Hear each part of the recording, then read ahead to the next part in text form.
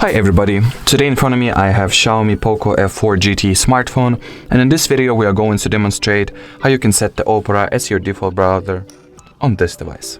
So first of all, you gotta go to the settings. Here look for the apps category.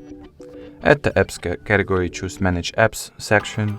Here at the top right corner, tap on these three dots, choose default apps.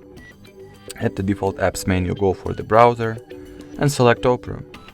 There is also the second way to do it directly from the Opera application itself, so let's go ahead and open up the Opera. Here at the bottom right corner, tap on this avatar. Next, go for this gear icon that stands for settings and scroll down until you stumble upon the default browser section. Tap on it, click on next here, select Opera and set as default. Alrighty, so that was it for this video. If you found this tutorial helpful, don't forget to leave a like, comment and subscribe to our channel. Bye bye!